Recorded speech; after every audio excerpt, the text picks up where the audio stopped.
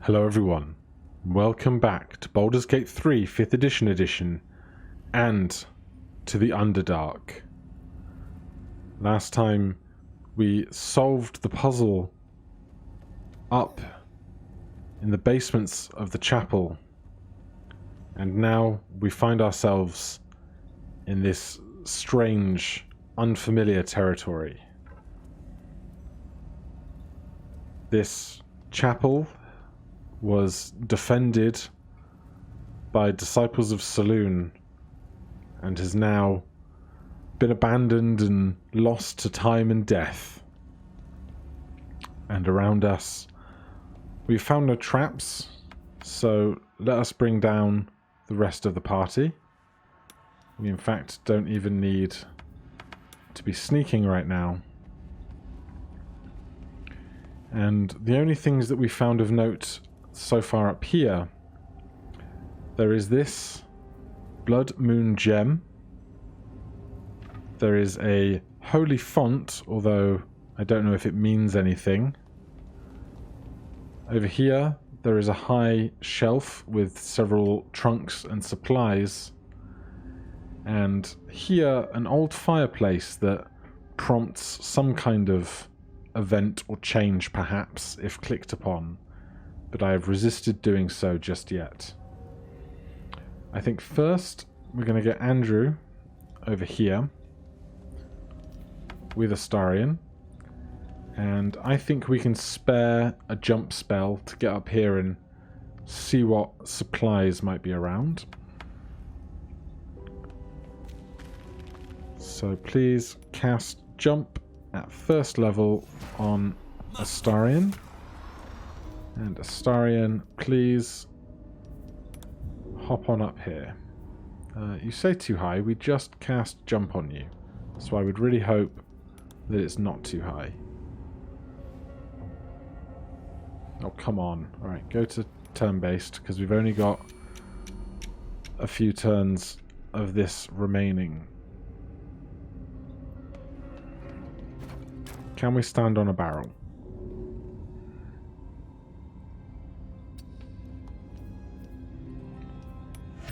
Alright, this is going to get awkward. I really thought we'd just be able to hop on up there.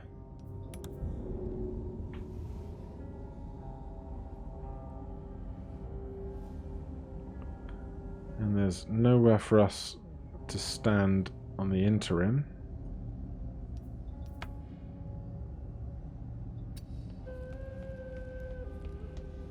Probably not on there.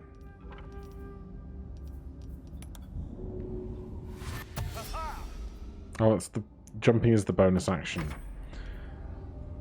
This is a pain in the neck, isn't it? Oh, have I been really daft? Can we get to these beams from the top side? Astarion, you still have jump for another 30 seconds.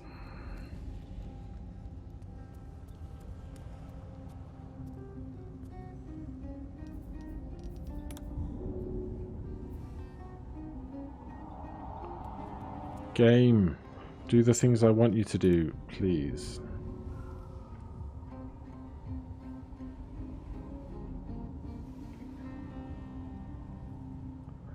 Alright, well, that was the waste of a spell slot.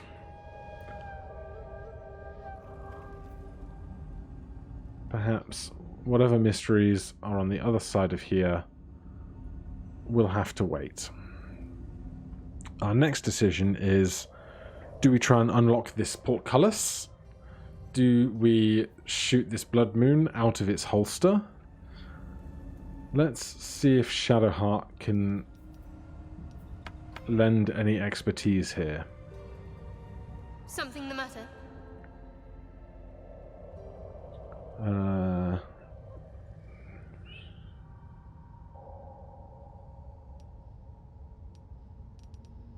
No, nothing specific about this place prompted in conversation.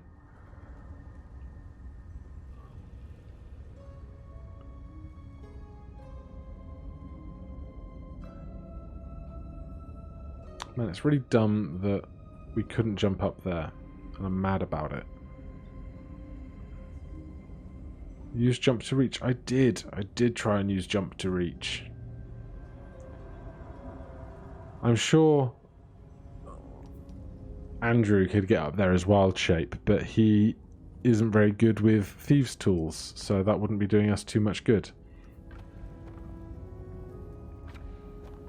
So we don't seem to have any capacity for getting this gem down without just shooting it. We could jump off this cliff with a feather fall, but that doesn't seem like the wisest thing. Although there is a petrified drow there. So really, we just kind of have to make a decision about how we wish to progress. We're looking for the night song, which one presumes this isn't.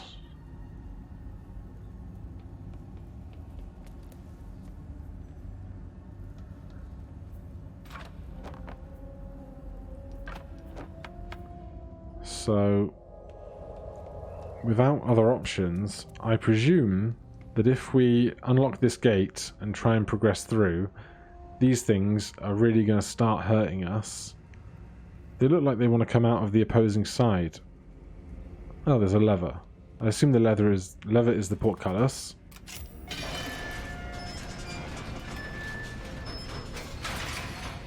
And I also assume that this is going to mean death.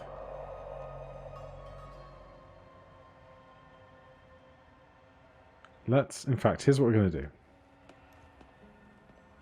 Are we? No, we're not. Nothing there.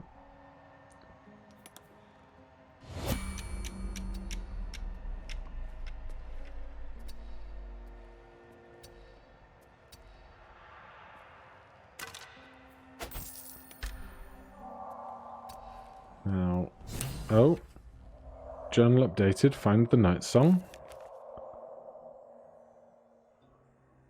One of the adventurers, the dwarf Brian, has a map leading... We discovered a clue about the night song. A poem saloon mentions a door under the temple. We solved a puzzle. The trail goes cold in the Underdark. Where is the night song? Okay, so we've just lost our trail completely. That's fine. So if we end our turn here, are we going to get wrecked?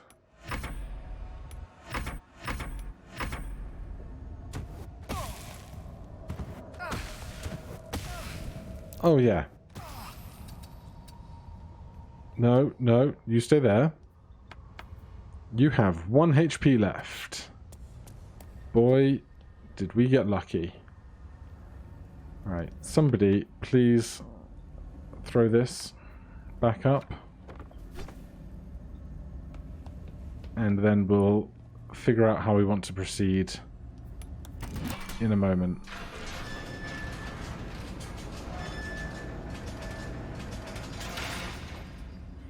Alright, I feel like a short rest is on the cards. So since we have the spare wild shapes,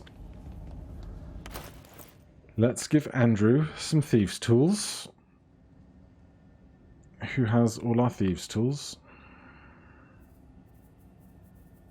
Sort by weight. 1, 10. Right. Split 3 off, please. Give 3 to Andrew. Andrew.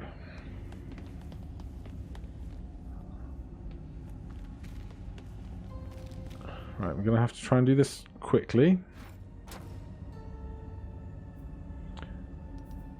Shadowheart, please guide Andrew.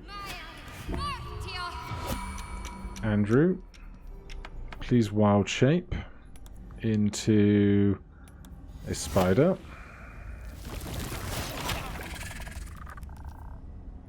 And hop on up here.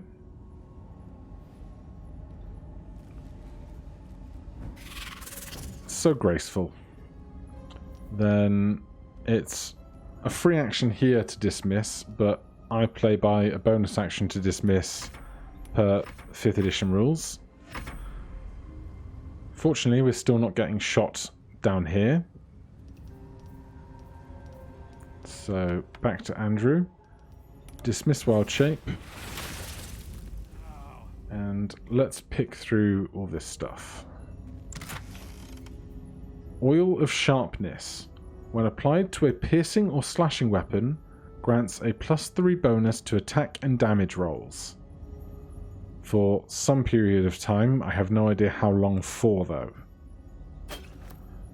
Potion of Healing, small bottles. Empty thing. Trap disarm kit. Opulent chest. Well, that's going to be where the good stuff's going to be, isn't it? So, let's try and pick this, shall we? Good work. Oh, god damn it. Scroll of Luster Restoration. Scroll of Healing Word. Can we pick these up, please? Or is this a cruel trick played on us by the chest exploding?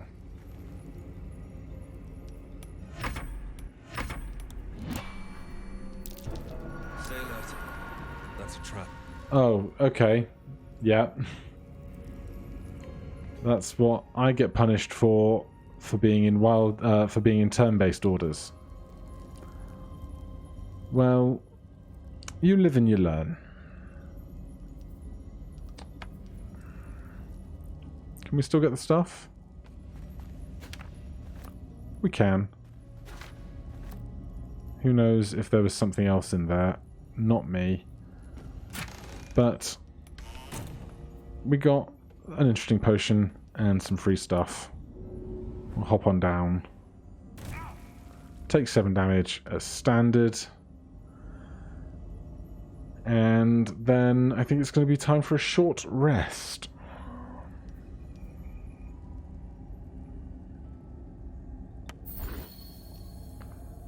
Alright, Astarion could do with some extra healing. He can probably bite something soon enough. So with this way currently not an option, and the chest having been pillaged, I think it only remains with one option. We're going to have to shoot this gem out from its holster. Astarion. Oh, we could shoot the gem, or we could just destroy the statue. Gale, you have bludgeoning.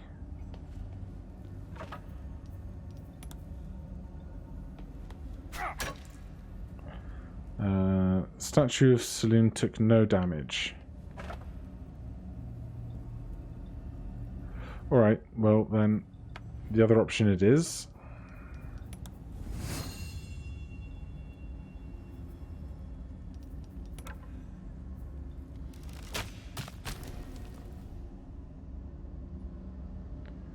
And these things are no longer attached to those things, are no longer going to shoot fireballs at us as we carry on our way. I guess that's just about the best we can hope out of that situation.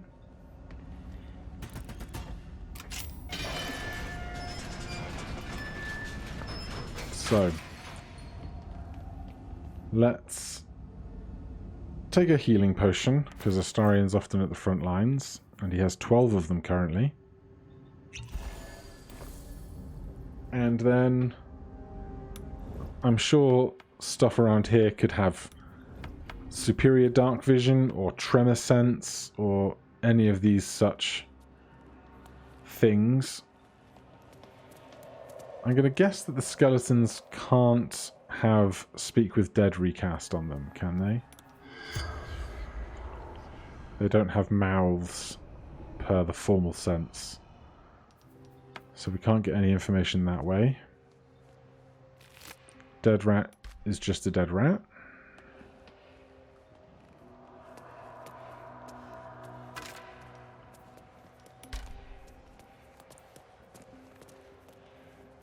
Man, there's a lot of random stuff around here. Ancient journals, staff of the Moon Maiden. That sounds important. I'm just waiting to be ambushed down here, because... oh boy, Underdark is a dangerous place to be. Didn't know if you guys knew that. In D&D lore, this is not a friendly space. Oftentimes you'll kind of go through the Underdark in order to find various ancient dwellings and stuff. We'll take the staff of the Moon Maiden. But in the interim spaces, there are often horrible creatures down here. Alchemist's fire are wonderful.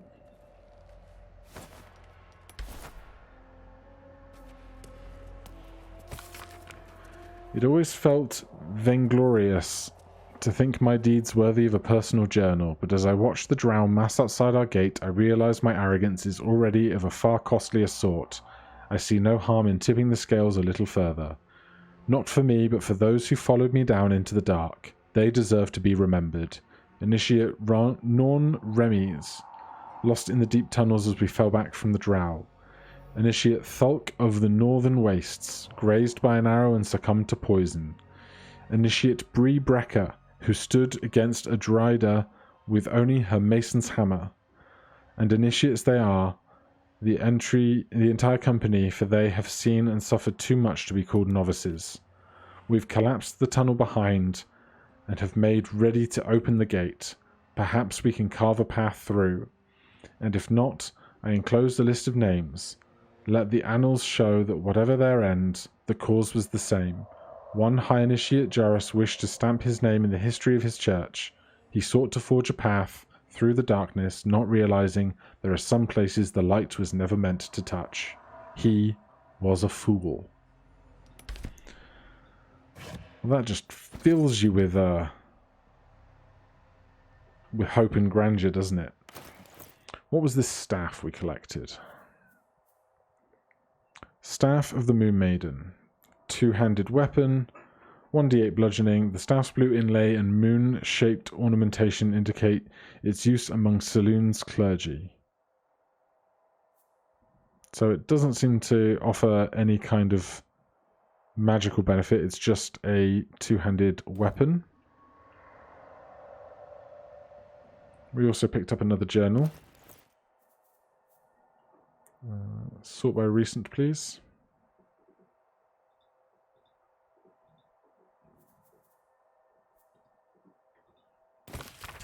I can't sleep without the moon and stars. As a child, I prayed to them before I ever knew Saloon's name. Is that blasphemy?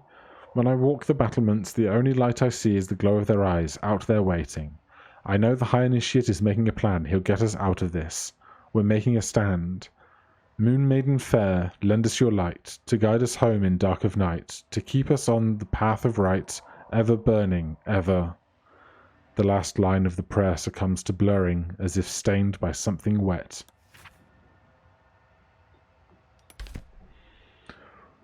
Well, these folks clearly had a very bad time of whatever it is that is down here. I just hope we don't quickly take after them.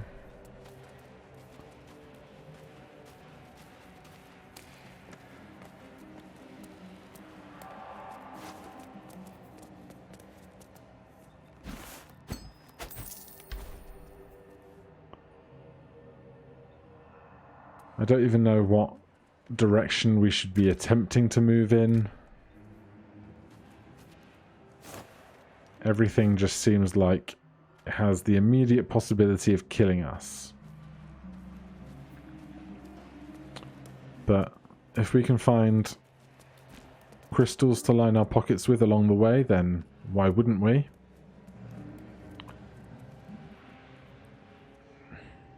There's a path. Oh, something is moving. I don't like it. Down in the Underdark. Stuff of nightmares. Yes, Gale. Thank you for your poignant observation. Alright. Well, we've made our decision. We're going to be moving on downwards, at least for a little while. We're still very strong. We've got lots of spells. We've got a long rest spare. Between us, we should be able to survive for at least a while moving down through here. Hopefully the spores aren't some kind of poison. We have many different paths that we could opt to take. So join me tomorrow, where we'll see what we find next down here in the Underdark. Thank you ever so much for watching. I'll see you in the next one. Cheers.